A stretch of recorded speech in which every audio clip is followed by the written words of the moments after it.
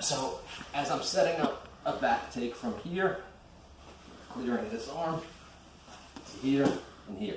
So now, as I start to go and I feel that the person is not letting me pull them, they get really heavy or they hip away from me, to here. When I take this kimura grip from here, just to consolidate the position and make sure it's safe, at this point I dig my toes in the mat, just walk around with the camera a little bit, from here, and now I'm going to push. As I push, I'm going to push to the point that his head comes off the mat, to here. Then I come back for the north-south. As you're here, I don't squeeze north-south. I connect my hands, I hand fight and head pummel until my head gets close to the mat, and then I keep walking away. As it gets tighter, I take a deep breath, I hold it, and then at that point I know I'm doing a safe choke on their neck. Okay? I don't like squeezing. I have a lot of elbow and bicep problems, so I like to fill in all the gaps there and walk back as far as I can. Okay? So we're here.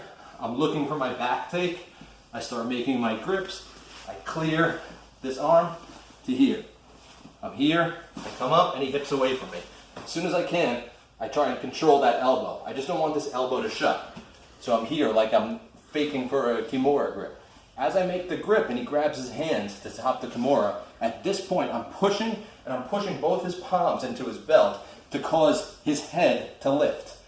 As I get that, I have to be on my toes. I push, my head goes in his pocket, I come back flat, I go right to his wristwatch, pummel, head pummel, down, and then I keep walking back. As I walk back, he's not being choked, but I just keep going back until both my hip bones are on the mat. I take a deep breath, it fills in the gap, and then I just wait. So I never really need to squeeze because I walk as far as possible, making sure all my armpit and chest make that little V across his arteries there. So one more time.